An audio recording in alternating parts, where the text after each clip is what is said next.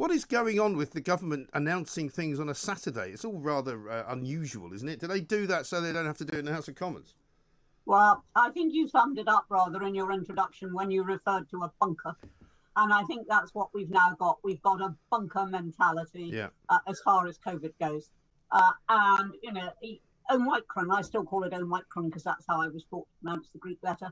I mean, Omicron is so mild. They're not worried about it in South Africa, where it is supposed to have emanated from. It hasn't caused, as you said, deaths. It doesn't cause hospitalizations. It's a very mild variant.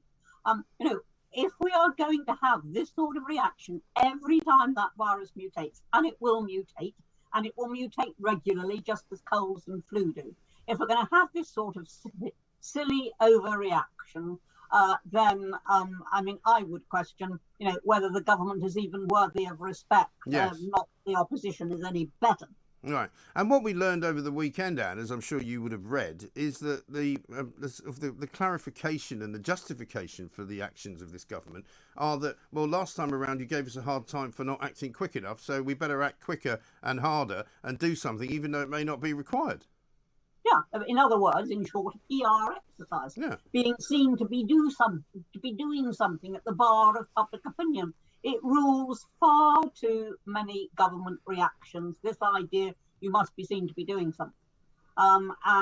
Okay, you can't give us a hard time for not doing enough this time. That is not what should be driving it. What should be driving it is a very simple question. Is this variant dangerous? Yeah. As yet, we have no proof that it's dangerous. And all we keep hearing is, well, we don't have any proof that it's dangerous yet, but we're certainly looking for some, and we hope to find it. It's almost as though they want it to be dangerous so they can keep us in sort of lockdown mode.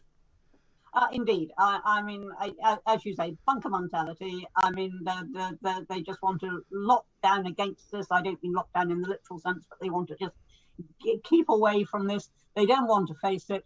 And they are terrified of the enemy at the gates, which they see as public opinion, if by any chance they don't do enough fast enough. So therefore they go the other way and they do too much too soon without any... Yeah, and it's so now random, as I said to somebody this morning, that you're travelling to another country, in my case America, you take a test before you get on a plane to come back. You then arrive back in Britain and you are considered to be unclean because you have to isolate until you can take another test which proves that you're negative when you're already holding one in your hand. I mean, one of the most ridiculous things I read yesterday is if you, for example, were taking your children on a one-day trip to Lapland to meet Santa, right? You have to take the test that you would take in Lapland in Britain before you come back. So you'd actually take two tests before you go, one of which would be representative of the one you would have taken when you came back. And it's like living in Alice in Wonderland territory. It is Alice in Wonderland. That's exactly what it is. I'm supposed to be, whether I still am, I don't know. But I'm supposed to be speaking on a cruise ship over Christmas. Very nice. Every time I get to a different port, I've got to take a test. And then when I come back to Britain, I've got to take another test. And despite all these tests, I've still got to isolate for 2 days until I have final confirmation through a PCR. Now, it honestly is a nonsense.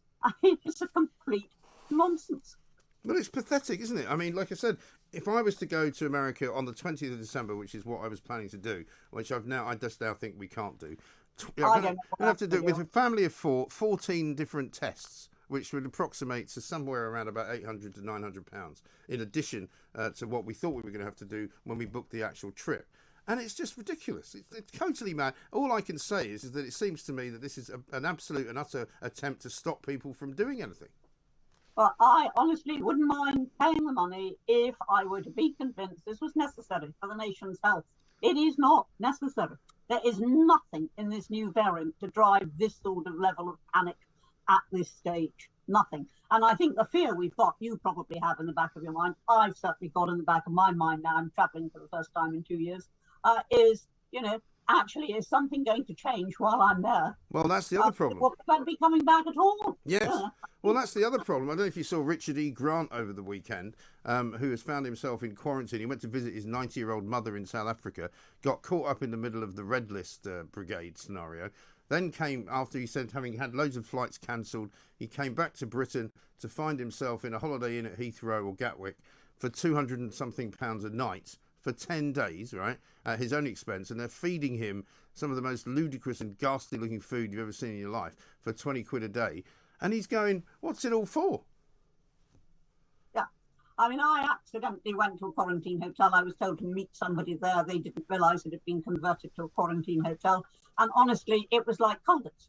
I was met at the doors by two, I can only call them guards. That's the only expression I can use. They were security, who said to me, you cannot come in. You cannot cross the threshold. And eventually, they didn't say so. It was as if it was some top secret thing. Eventually, I twigged that this must be a quarantine hotel. I mean, the idea of being incarcerated in one of those for 10 days at huge expense and for no good reason. That is the bit that I keep emphasizing. There is nothing in this new variant at the moment to cause this reaction. Nothing. No, and this is what I find extraordinary, that, there are still people walking around going, but we're in the middle of a pandemic, why are you travelling? Well, because people need to see the people they haven't seen for 2 years. People need to have the freedom to move around the world as they wish, because there isn't any reason not to. All of the statistical information outside of this variant is that the numbers are going down. Deaths are nowhere near what they were in January, nowhere near even where they were this time last year.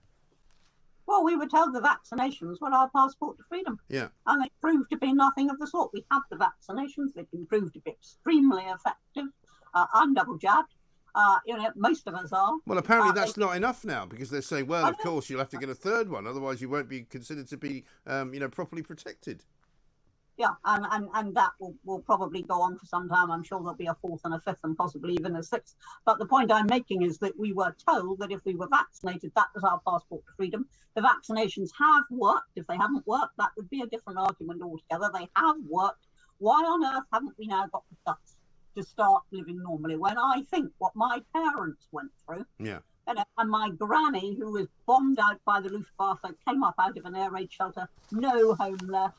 And I think what that generation went through, and that we're in a tiz about a variant that isn't even worrying the country in which it originated. And also, let's face it, and I know that people take exception to me saying these things, but a very small number of people in this country have died as a result of getting COVID compared to the numbers of people in the country. And of course, you don't want to say that, anybody dying is simply something to be expected, and it's very sad. And if one of your relatives has died, I'm very sorry.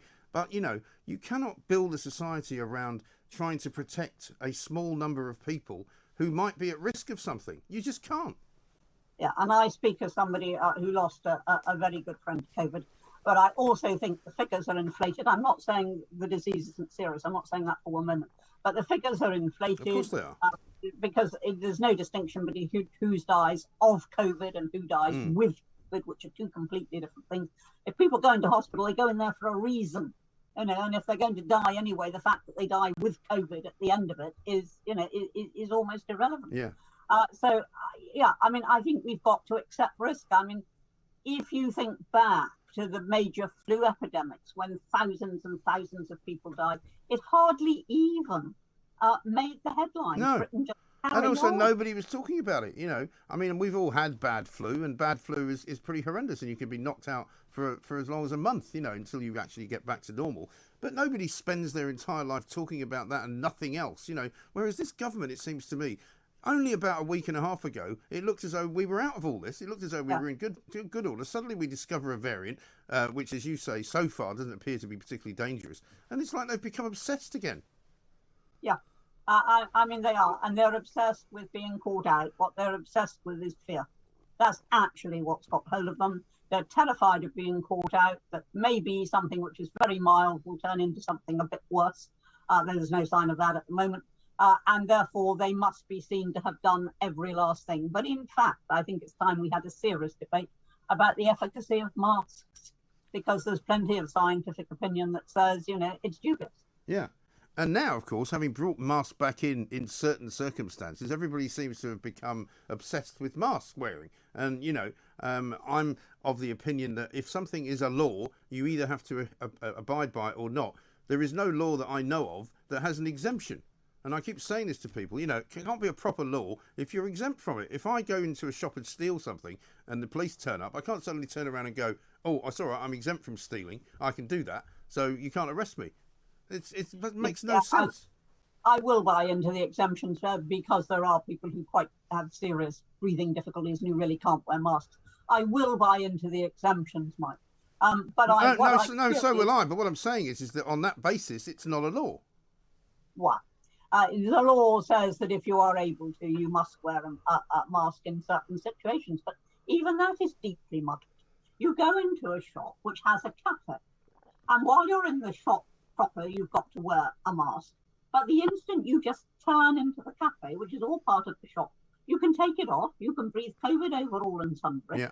And you then come out and you must put it back on again. It is a complete nonsense. You sit on a train, you're supposed to wear a mask. Then they serve you food and drink. Well, obviously you take your mask off, and if you've got COVID, you're all breathing COVID. It's an absolute nonsense. It's a nonsense. It's all about here we're doing something, not actually doing anything. No, exactly right.